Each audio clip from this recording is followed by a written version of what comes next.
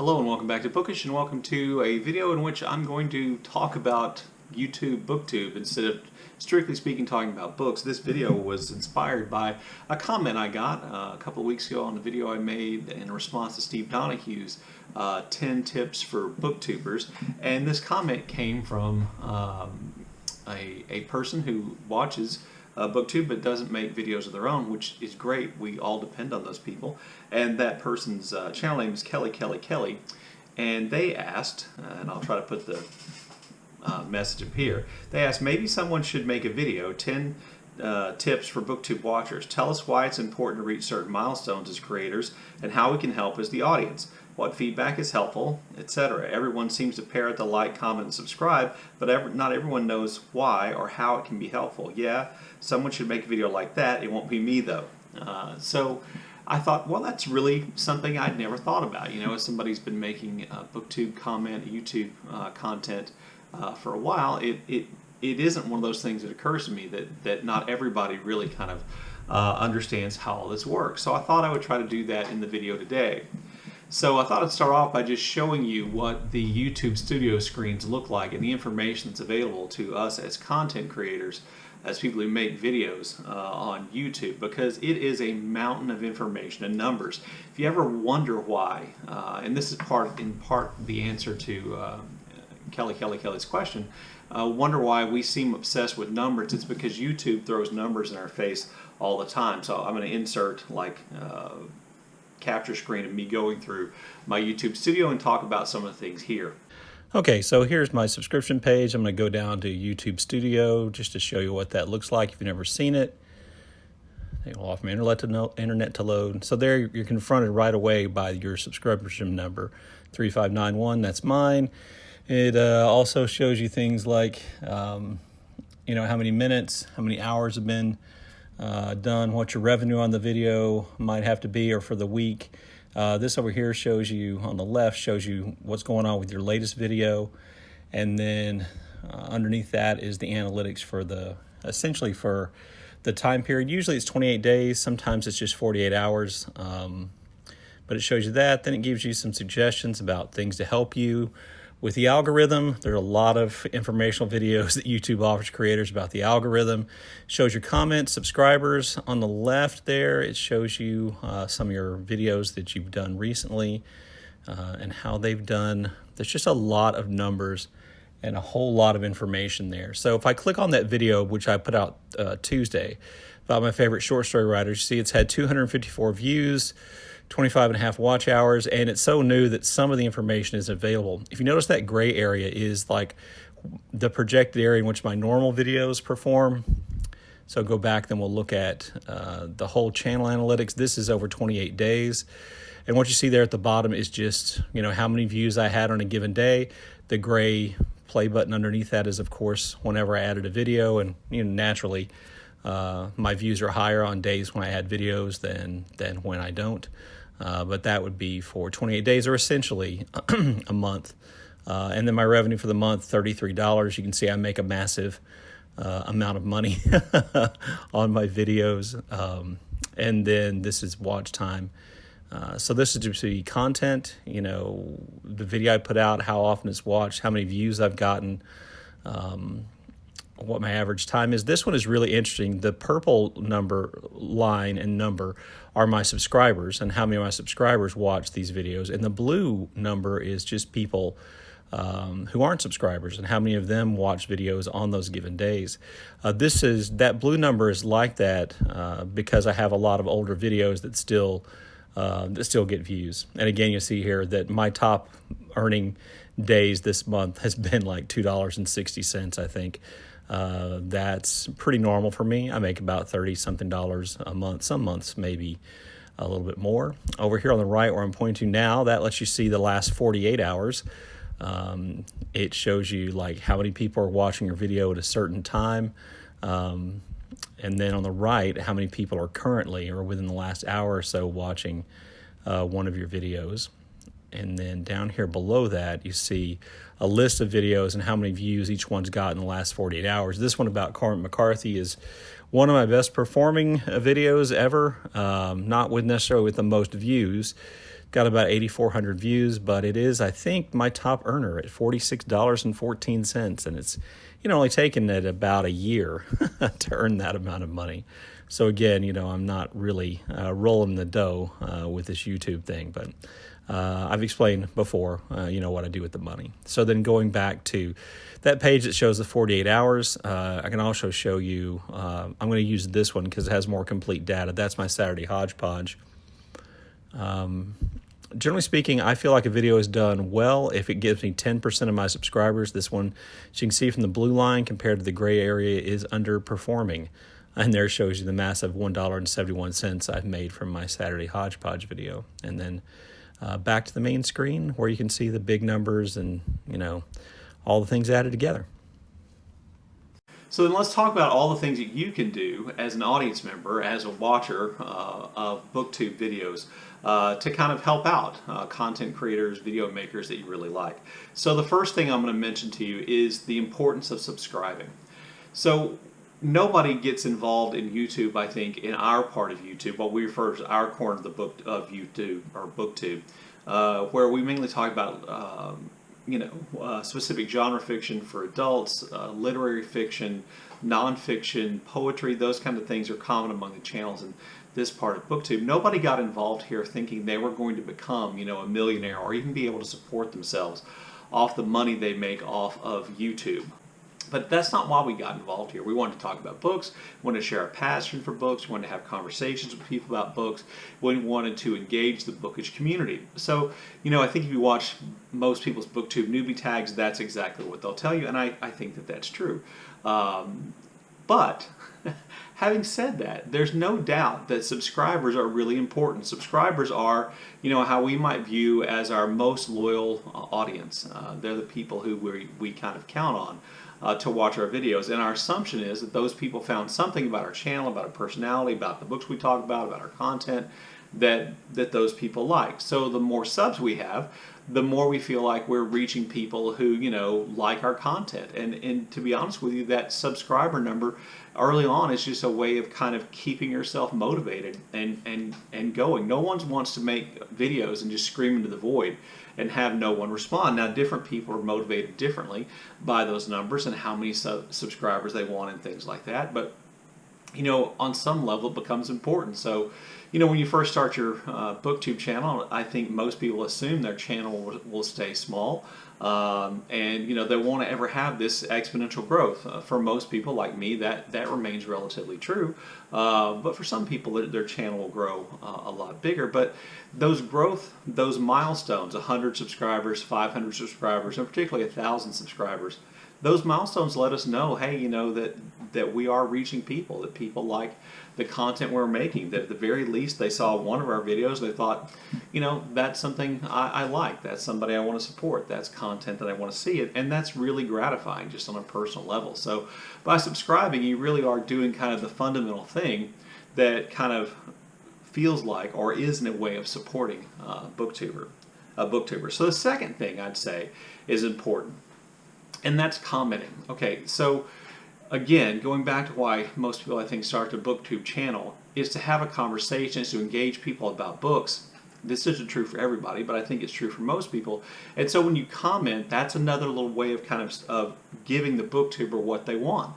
They want to have these conversations. They want to comment. They want to interact with you. Now, the bigger a person's channel gets, the harder that becomes, because if you have a channel with 7, 10, 12,000 subscribers, and you're getting just 10% of those people watching your video, which I think is a pretty good amount for my channel. I have about 3,600 subscribers. If I get 360 views per video, I think that's a pretty good amount.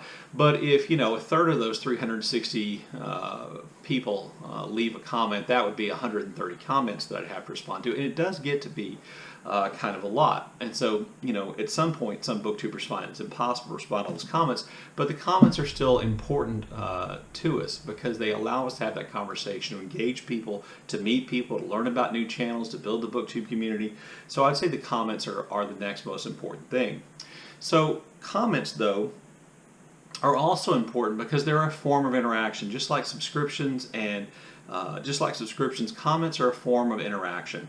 And the YouTube algorithm, however it works and whatever its mysterious properties are, rewards videos and channels that have a lot of subscriber interaction. The simple reason for this is that YouTube makes money off selling advertising, and they want to put videos out there that a lot of people want to see, that appeal to lots of people, because that gets more views and then it helps them sell more advertising space, etc.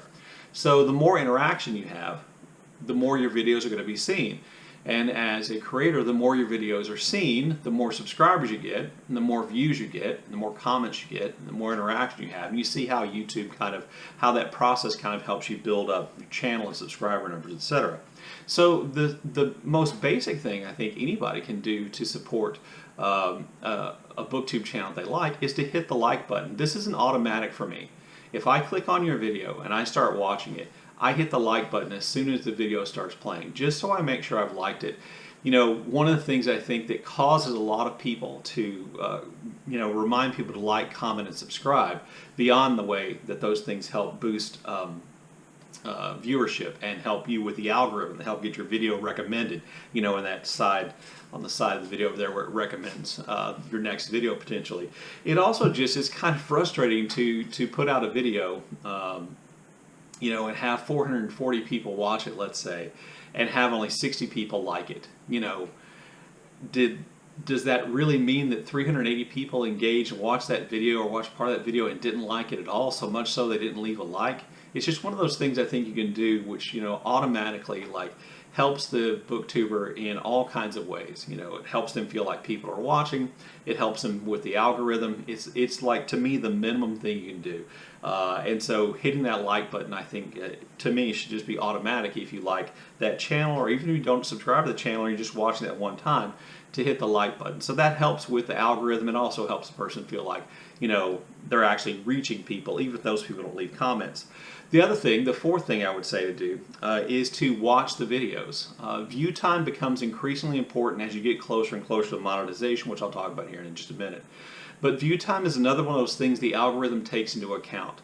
The longer the view time is on your videos, that means the more somebody's spending on YouTube, and the more YouTube then can charge for advertising. So videos which people watch for a longer period of time have a tendency to be kicked upstairs or moved up by the algorithm, and so that interaction helps as well. And again, that helps the booktuber you're trying to help, that you like, because it moves the algorithm recommends their video to more people, which gets them more views, which gives them potentially more subscribers, which gives them more interaction, which then builds. And so it's all kind of part of that same thing. The last thing I'll mention is the thing I think that I need to do a lot more of, and after reading this question from KellyKellyKelly, I thought, why don't I do that? Why don't I do more of that? And that is share. If you look down below this video, if you don't have it in full screen, if you look down below, you'll see there's a button that says share, and it has that little arrow thing pointing. And if you share a video that you like on your other social media, you are helping in a big way attract people to the channel, the content creator whose video you shared, to bring their attention to that channel. This can help them get more subscribers. And so, one of the things I have not been doing as a Booktube watcher that I'm going to start doing is I'm going to start sharing my videos on other social media. My main social media is Twitter, and so I'll share it on my Twitter channels so that I can help boost performance of these people's videos and help booktubers and YouTubers that I like out just by sharing. So, don't neglect that share thing. If you watch a video and it's really good, hit share and then find your social media and click on that, and everything else is pretty automated about that, and you can just tweet it or send it out however it goes. So let me encourage you to use the share button. This would be something I think, again, isn't done as often as it needs to be, or needs to be, as it could be, if you want to help booktubers out. Oh, sorry. And then there's one more thing that you could do, and that is to click on the bell notification. The bell notification is that thing which you automatically get like an email notification if when somebody whose channel you subscribe to post a new video. The reason people want you to do that is because that makes it more likely you're going to watch their video. You're just going to click on it in your email, go to the video and watch. You could also click on the bell notification. For me, I think sharing is better and it feels less intrusive on you as the watcher, but you could also click the bell notification. So everything else I have to say, my other tips all have to kind of do with monetization. So monetization in our corner of Booktube is becoming more common. Not everybody, Steve Donahue, likes it, but monetization is just kind of a reality.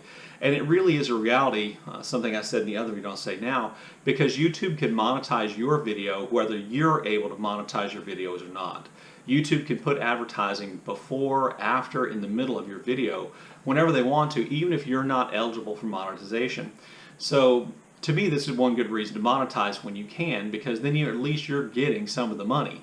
Now, I don't get very much money from my YouTube videos, but at least you're getting some of the money that YouTube is making. So that means that monetization is another thing, another goal or achievement that a lot of booktubers, YouTubers are working towards. So to qualify for monetization, to be able to make money in this kind of partnership with Google AdSense and YouTube, in order to be able to do that, you have to have 1,000 subscribers. So you can see why a lot of people start pushing for subscribers when they get up, or in the 800-900s subscribers. You have to have 1,000 subscribers, and you have to have 4,000 watch hours in the course of a year. That means that 4,000 hours of your videos have been watched in the course of a year. So this again is a reason why subscribing to channels is important to them, and actually watching their videos is important to them. To me, there's a difference, in things you can do to help channels that are not monetized and channels that are monetized. So on my channel is monetized, and I choose to put skippable video ads before and after my videos.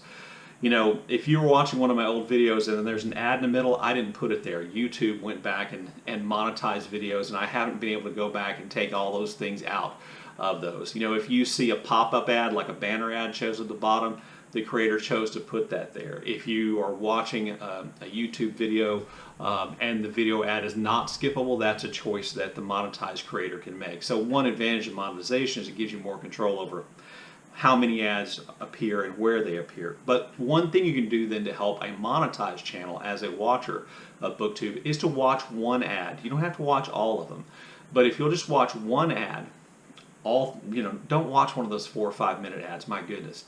But watch a 30-second ad or 30 seconds of an ad, and that will really help a monetized booktuber or YouTuber increase the ad revenue they get.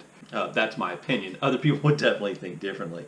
A second thing you do is, again, look down below the video if you're not on full screen, and there's, like in my channel, there's a heart, I think, with a $sign in it. It's called thanks or a super thanks or something like that, where you can literally hit that button and you can just give money to the creators who are monetized as well. You can give them, I don't know what the top limit is, I don't know what the minimum amount of money is, but if you really like the content that somebody's creating, you can hit the thanks button and you can give them a little bit of money.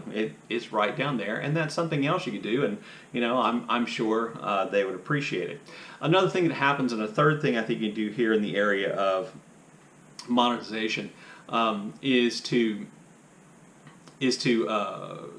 join somebody's Patreon. A lot of booktubers, a lot of YouTubers also have Patreon accounts, which you become a subscriber to, and you pay a monthly amount of money, and then you get specialized content for patrons. And so, if you really like Booktube channel's content and you want to see more from them and you're willing to pay for it, become a patron, join their Patreon, and that will give them money directly. Now, that doesn't go through YouTube, that goes through Patreon, but that also then would help them out. And then my last tip for how to help out booktubers that you like and how to support channels you like is just remember to be nice. Almost none of us do this professionally.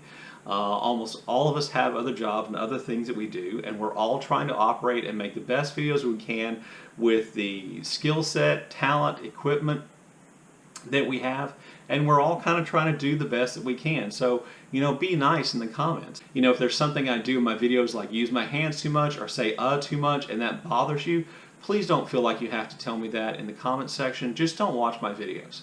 In a lot of cases, the nicest thing to do if you're watching somebody's videos and they have a habit that drives you crazy is just to stop watching.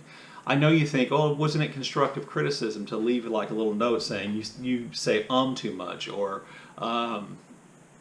something else you do bothers me, you should work on that. That would make your video better. But to be honest with you, that's really not constructive in lots of ways. Some of those things are just things that people do, and eliminating those things from videos, like if I eliminated every from my video, it would take me hours to edit videos. And it's just not something I'm willing to do. And it's something I'm aware of. If my lighting's bad, I know. If my sound is bad, I know. I watch my own videos to see what they look like, to see what they sound like, to see if they're okay. And I'd be willing to bet you almost all of us do that as well. So we're probably aware of the issue that you're talking about. And at some point, calling it out to us is just feels rude.